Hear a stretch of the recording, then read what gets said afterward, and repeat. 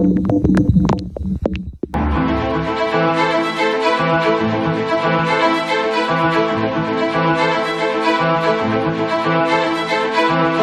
están? Muy buenas noches, bienvenidos a Bote Pronto. Hoy, como casi todos los martes ya, Regina Tamés, ¿cómo estás? Hola, Carlos. Ale, ¿cómo estás? Carlos.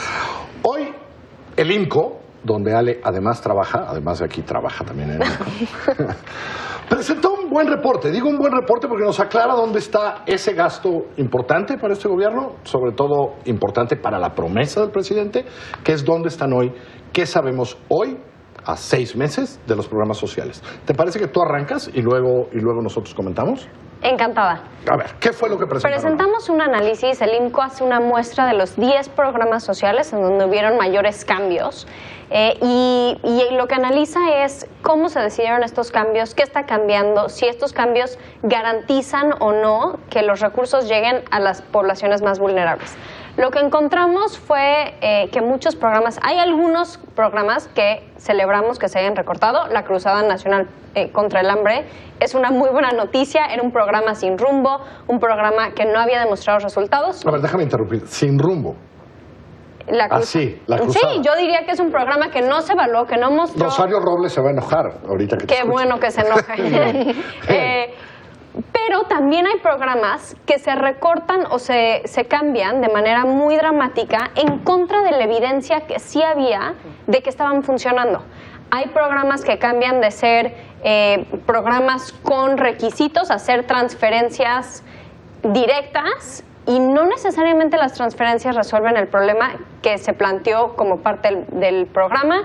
Regina tiene ahí unas observaciones interesantes sobre qué programas sí funcionan como transferencias y qué programas no. Y entonces vamos punto por punto. Los hallazgos, el hallazgo principal de este estudio es que en la gran mayoría de los programas los recortes hacen que las poblaciones vulnerables, en particular mujeres, personas discapacitadas y las personas con menores ingresos estén en una situación más vulnerable de la que estaban al arranque del sexenio. Ahorita me vas a explicar por qué, para hacerme entender, porque no lo acabo de entender. A ver. Bueno, yo primero felicitar al INCO. Me parece que es muy importante que se den este tipo de estudios en donde podemos tener información con datos duros, con fuentes confiables, que luego uno opina sobre ciertos programas y que está bien, que están mal. Y acá hay una sistematización importante para entender estos 10 programas principales. Y yo coincido con los hallazgos del INCO. Me parece que también habría que considerar que, bueno, siempre que hay cambio de sexenio, hay cambio en la política social. Creo que es como el primer cambio que es muy evidente a la luz pública. Por lo menos algunos les cambiaban de nombre, ¿no? Exacto, a veces maquillaje. Solidaridad se llamó como de 6 maneras, no tantas, como de 4 maneras diferentes, sí, hasta acabar con Prospera, ¿no? Porque era Prospera, ¿no? Sí. Pero vamos, no es raro ver que con un cambio de gobierno y además un cambio de partido y esta visión transformadora, pues haya cambios en los programas sociales y que va aunado también a este análisis que se ha hecho del presupuesto, en dónde se prioriza, en dónde se pone el dinero. Me parece que es muy, muy útil. A ver, yo tengo varias reflexiones. Una sería cómo, que tiene que ver con mi trabajo cotidiano y que tiene que ver con 2 programas puntuales, son estancias infantiles y el tema de refugios, ¿no? Yo lo enmarcaría, estos programas, en la ausencia de perspectiva de género y lo que se entiende o no se entiende que eso es en el diseño, la implementación y evaluación de política pública. Porque lo que hemos visto es que acá se va a repetir lo mismo que en los sexenios anteriores, que la política se hace como si las personas fueran neutrales y no hay esta diferenciación de género y todo lo que nos queda son los programas. O sea, que las mujeres... Perdón, Regina, nada más, cuando hablas de refugios, hablas particularmente de refugios para mujeres víctimas de violencia, porque ahorita ya hay refugios para migrantes, etcétera, ¿no? Sí, pero digamos, es complicado, y no es que lo resolvamos aquí, ni sea el enfoque del informe, pero pensar que las mujeres somos un grupo y que somos vulnerables cuando somos la mitad. Por eso, en estos programas, ¿qué te preocupa me preocupa que ese sea el enfoque para sacar a las mujeres de la pobreza. Entonces, si tú haces un análisis de las estancias, de los refugios y hablas de transferencias directas, O sea, yo haría una pausa en decir, siempre son malas las transferencias directas y creo que hay mucha evidencia que nos ha mostrado que no necesariamente y que sí se puede, digamos, apoyar a que haya más salud, más nutrición, particularmente en jefas de familia y en los niños. Y acá creo que es interesante ver que nos quedamos en una crítica a los programas de transferencias directas, pero porque no están insertos en un programa de fortalecimiento institucional. O sea, no hay una visión integral que sí ha funcionado en otros países como Chile, Brasil, en donde las transferencias directas sí pueden ser una ayuda, pero en este caso no, y por eso me parece atinado que lo nombren, pero no por la transferencia directa, sino porque la metodología de transferencia directa, que no está metida en un fortalecimiento. En el caso de estancias infantiles en particular. Es una crítica atinada. Sí, pero ¿cuál es la preocupación? La preocupación dinero, es que se está gastando el dinero. Cambia, se desmantela lo que había institucionalmente y se deja solo la transferencia. Entonces la crítica no es a la transferencia, sino es a esta desmantelación de lo que había venido funcionando. Déjame ahondar un poco en estos dos programas que menciona Regina. La estancia infantil era una institución evidentemente mejorable, en donde sin duda habían focos rojos que se tenían que atender. Para muchísimas familias, la transferencia directa que se está dando hoy no alcanza a cubrir un servicio de guardería que las madres de familia o los padres de familia necesitan para tener a sus hijos en un cuidado profesional.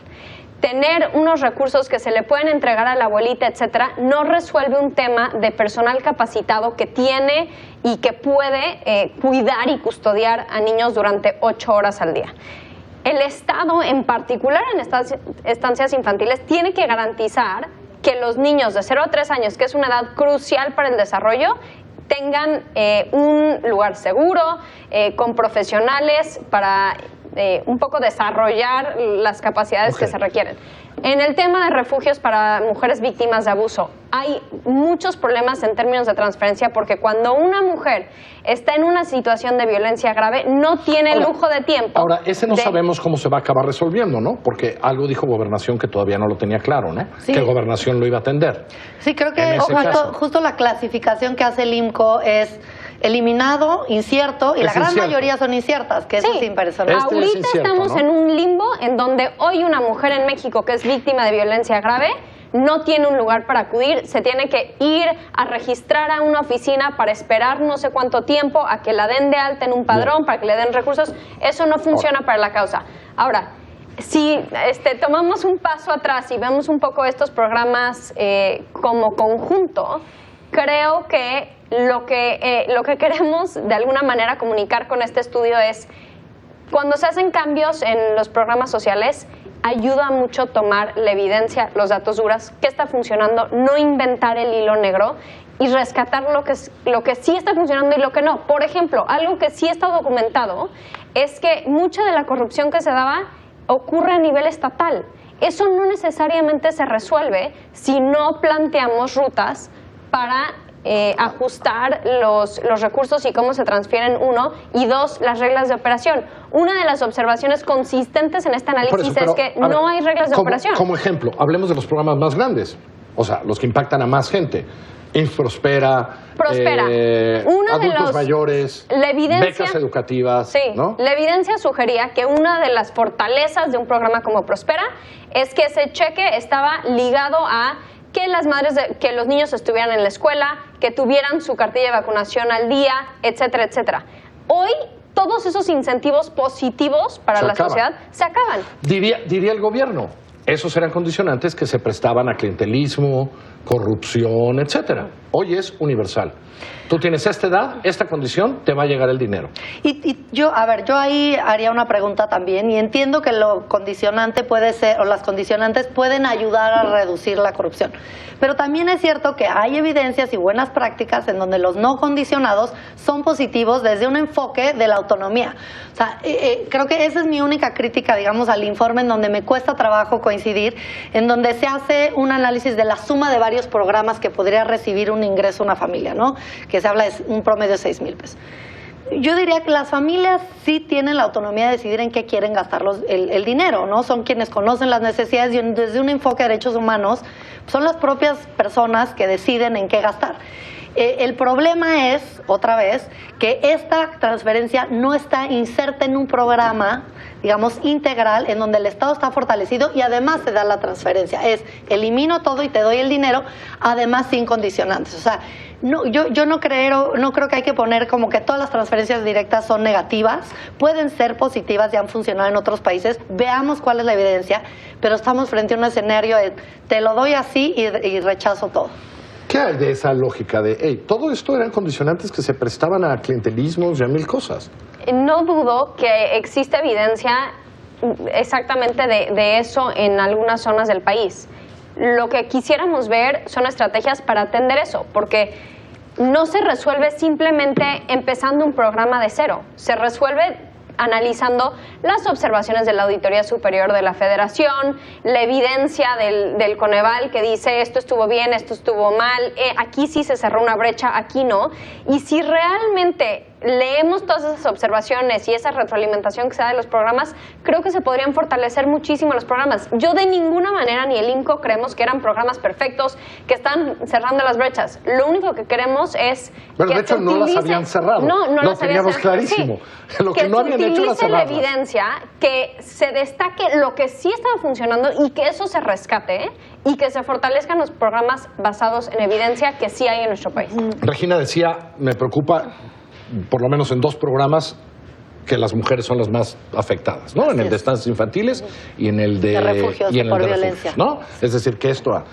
Prospera también es un sí, programa en donde también. la gran mayoría de las familia. mujeres son las beneficiarias. Ahí es donde la incertidumbre en reglas de operación, en cómo se están levantando los padrones, genera mucha incertidumbre. Y creo que no es transparente cómo se están dando estas listas y quién recibe las transferencias y quién no. Y creo que ahí falta mucha mayor transparencia y reglas claras. Y creo que una de las conclusiones o que se repite en el análisis de cada uno de los programas es la participación de sociedad civil, que es un tema que ya se ha analizado a profundidad, y la circular de no hay más recursos. Pero lo cierto es que hay ciertos programas que tenían esta transferencia directa, algunas con convocatoria, unas con reglas de operación, que se podía haber manejado de otra manera en lugar de cortarlos.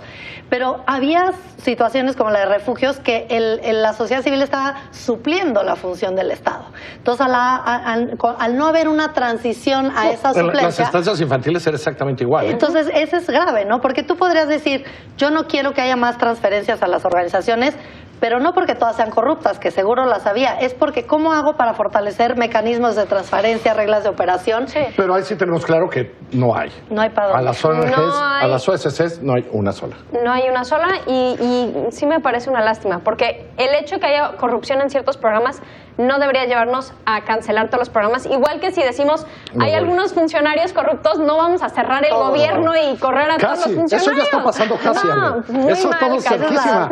Eso es lo que Sí. pasa. Gracias, buenas noches, me pasé de tiempo, que les vaya muy bien.